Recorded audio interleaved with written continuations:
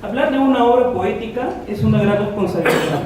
Tal vez una de las aspiraciones de un escritor es que con el tiempo, a pesar de las experiencias, cambios de rumbos estéticos, filosóficos, etc., es no dejar de distinguirse en cada una de sus obras y no sorprenderse de pronto con el encuentro de un extraño, algo que comúnmente se da cuando se intenta ingresar a una tradición literaria a costa de sacrificar la propia forma de asimilar el mundo, la propia voz.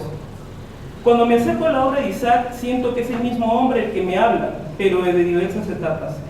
Es bastante curioso el poderse imaginar a cada yo poético de los libros de Isaac sentados a la mesa, quizás en esta mesa, y adivinar qué conversación armarían entre ellos. Y es interesante, si uno se pone a pensar que esto no ocurre con cualquier autor, ¿no? Esto tiene sus ventajas, a mi parecer. De hecho, porque podemos apreciar cómo un yo poético va evolucionando a través de una obra, cómo las inquietudes tempranas van consolidándose a través del tiempo. La idea, me parece, de un escritor que tiene ya abundante poesía es aspirar a consolidar una obra orgánica. Y en este sentido, los yoes que me presenta la obra poética de Isaac coadyuvan mucho. Siempre he creído que la poesía es otra forma de conocimiento irreductible a otras disciplinas.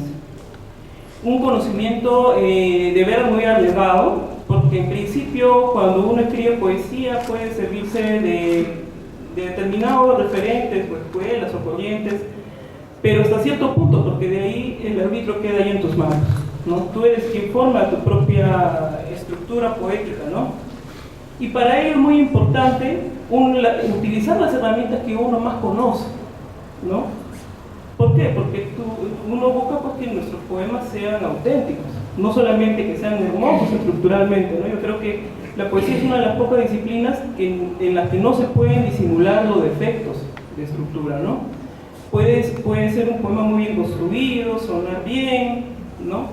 Pero siempre es un esqueleto al desnudo, ¿no? Entonces,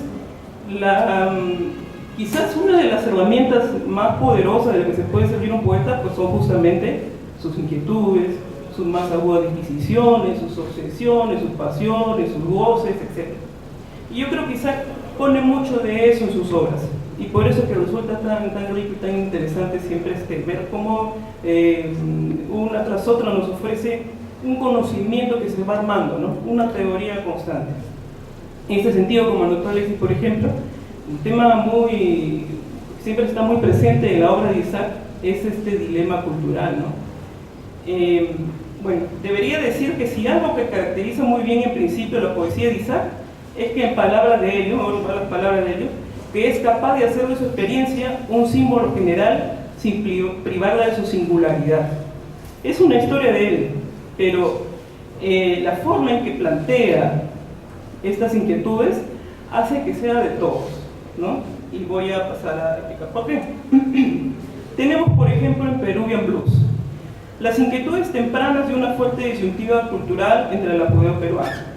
Existe un ánimo del yo poético de pertenencia, de identificación, y para esto Isaac se vale mucho de la ironía para enfrentar ese choque, siendo un gran recurso para el reconocimiento sin censuras ni máscaras.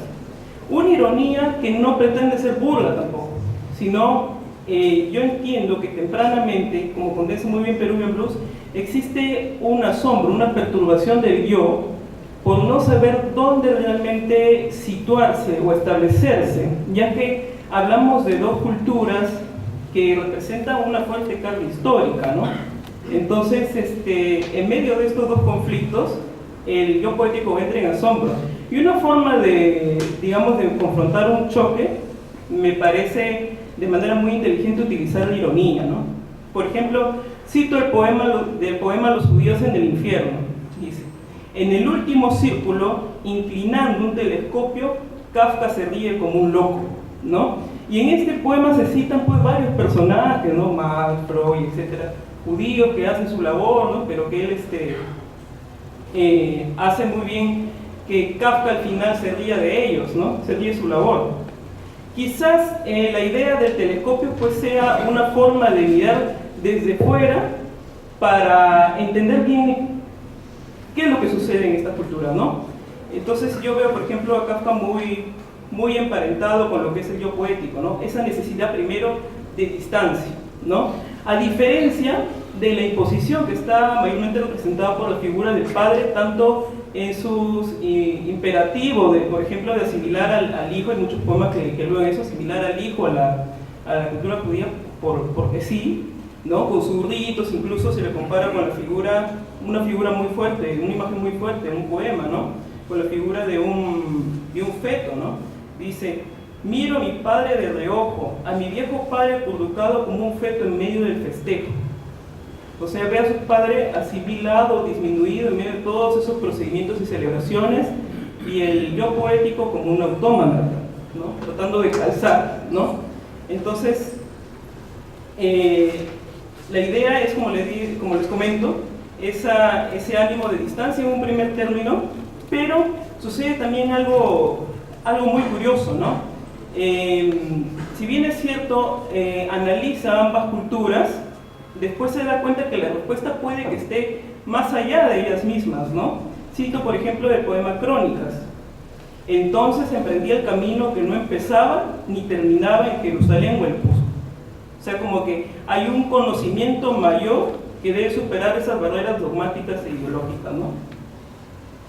Y también hay una idea, esto es una de las características que también se repiten en la obra de Isaac, de integración. Esa integración es muy fuerte, ¿no? Por ejemplo, este verso contundente del poema Lección: Jehová creó al hombre a imagen y semejanza de Huiracocha. Parece algo muy contradictorio, ¿no?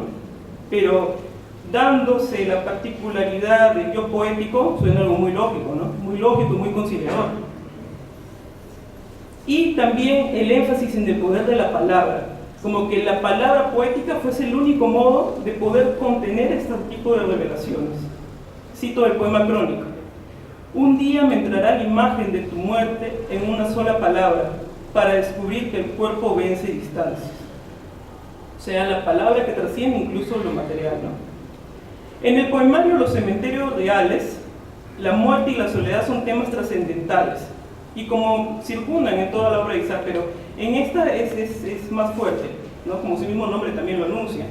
En Los cementerios reales, a diferencia de Peruvian Blues, si bien es cierto, todavía existe esta impronta de la disyuntiva de ambas culturas, se hace más palpable lo que es el punto de vista desde la humanidad misma, en forma genérica, ¿no? Por ejemplo, tenemos el poema Resucitar un muerto. Resucita a un hombre cansado de morirse, ¿no? O cito también del poema Testamento: todavía no estoy muerto, pero quisiera reposar en el hueco más hondo, con todos los que nada tienen que ver conmigo, comprobar si de verdad se puede amar al desconocido. O del poema Palabras mayúsculas, que es mucho más palpable, ¿no? En soledad, el hombre era la tierra, era el hombre solo, solo de nada, dijo la soledad. Y también existe una especie de resignación y asimilación a ambas culturas, ¿no? Que, como les dije, pues cargan pues una historia muy fuerte, ¿no? Por ejemplo, el poema Máscaras: los espejos rotos donde aprendí a mirar, ¿no? O sea, de ambas culturas. Estos temas que son muy fuertes de la muerte y la soledad, como les digo, lo vamos viendo en toda la obra de Isaac, e incluso llegan a ser catalizadores del amor y del deseo, como por ejemplo en el poemario Cuerpo del Amor, como que si no existiera algo que nace sin la muerte a sus espaldas, ¿no? Y logra pues hacerlo una experiencia muy excitante en su poesía, ¿no? Continuando con el libro de las transformaciones, aquí es donde la idea del diálogo consigo mismo y con sus otros es muy recurrente. Por ejemplo, hay diálogos que se establecen con los antepasados, como es el señor Discipano. Cito: tu máscara parece reírse de mí o me estará diciendo algo.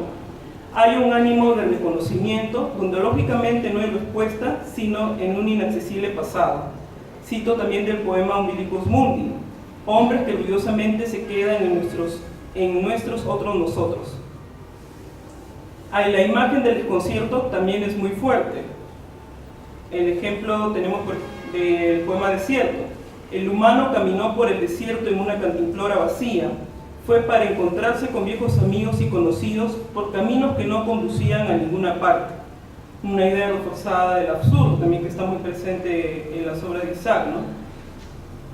Y también la idea de que quizás con una comparación con la modernidad, como que todo lo que en un principio fue para todos se va reduciendo para pocos, y esto aparece en la imagen del libro. Por ejemplo, en el poema Libro se cita lo siguiente: lo que empezó siendo de todos, terminó siendo de pocos. En el poemario, por ejemplo, Cuerpo del Amor, es un recurso que utiliza mucho Isaac y que me parece muy interesante, es siempre reinventar las estampas, por ejemplo, de cada cultura. Y unas estampas que él recrea, por ejemplo, son con la marinera, ¿no? con los conderos, con el fandango criollo, en el cual hay un bello poema, ¿no? que tiene la siguiente cita y que refleja también esa dualidad de muerte y vida en el plano erótico moroso, y del cual cito lo siguiente: llevo en tus sangres mi sangre, y tú en mis huesos tu hueso, y yo en tus besos mi beso, y tú en mis aires tu aire, y yo en tus hambres mi hambre. Como que existe una sensación de saciedad, pero a la vez una redundancia en el vacío, nuevamente, que es la esencia del ser humano.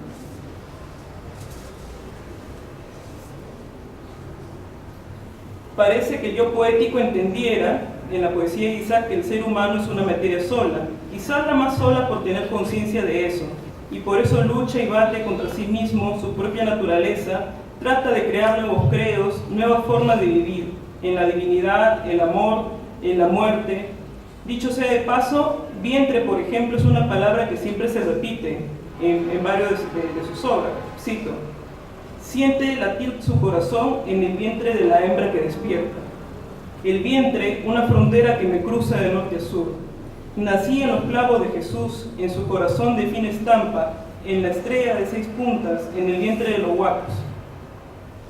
El amor, o experimentar el amor, es casi como entrar en un sueño, donde parte real y parte inventado, o uno no sabe realmente lo que está sucediendo, como si la fantasía fuera el refugio de la realidad, como si el sueño fuese el lugar donde ambos están intactos, protegidos. Se pierde el peso, como hace alusión en uno de sus poemas. Parecemos entender de la poesía de Isaac que el ser humano, mientras no sienta o experimenta el amor, no se le puede considerar como tal. El amor es lo que justifica al ser humano, es la victoria sobre la muerte. Por último, en Diálogos conmigo y mis otros, que en un inicio fue Variaciones Goldenberg, yo siento que se cumple lo siguiente. Hay una cita nuevamente de él que me gustó mucho en uno de sus ensayos que volví a releer, ¿no? Él dice, teniendo en cuenta que esto es del 2013, cuando se aproxima la madurez, uno solo tiene 3 opciones: dejar de escribir por completo, repetirse, quizás con mayores dotes de virtuosismo, o bien tratar de adaptarse a su nueva condición y encontrar un modo distinto de trabajar. En el caso de Isaac siento que ha ocurrido esto con este último libro, ¿no? Se trata de un poemario, a mi ver, mucho más polisémico, críptico en cierto modo, que por momentos nos diera la sensación de que fueran incluso instantáneas del futuro, de cómo acabará el hombre. Ello lo apreciamos sobre todo en los poemas de largo aliento, como por ejemplo en el poema Terra Incógnita. Cito: en los días que se distendían y se recogían en su cautela, el final del viaje reflejaba los montes de los desiertos terrestres y a la luz de los humanos se cerraban los muros de las oscuras galaxias. Es clara también la alusión de que toda historia es circular. Lo vemos, por ejemplo, en el poema Éxodo. Y eso es algo que también se repite, la circularidad siempre, por eso le puse círculo de vida también al comentario, la circularidad de la historia. El poema Éxodo, cito: ignoraban por qué partían, pero el lugar de llegada les había sido prometido con absoluta certeza, con todos los males posibles. Como le dio a la muerte, siempre unía la vida, ¿no? O en el poema Tierra Prometida, la luz del día o de la muerte. Nos habla de ciudades ocultas en el espacio, de una otredad en nuestro tiempo mismo. Y respecto a la disyuntiva cultural, que también es una constante, el yo poético de la obra inicial es muy diferente del de este último libro. Se conserva una ironía, pero esta vez sin turbación, vergüenzas ni temores, sino por el contrario, hay, diríamos, una ironía conciliadora. como por ejemplo vemos en el poema Deuda Saldada, cuyo epígrafe es una cita bíblica sobre la circuncisión, donde la resistencia ante la rigidez de un dogma como el Perit Milá se sabe utilizar en el plano del erotismo. En suma, yo creo que es una poesía como su vida misma, y por eso es que guarda esa vigorosidad y es tan maleable a las formas, como les repetí, por ejemplo, sectonderos, hay marineras, hay poemas de largo aliento, hay poemas cortos, hay poemas más crípticos, más claros, sencillos. Entonces, cuando creo que un poeta tiene una materia auténtica, pueden lograrse cosas tan diversas, ¿no? Incluso novela, cuento, etc. Para explotar muchísimo más, incluso creo yo. Muchas gracias.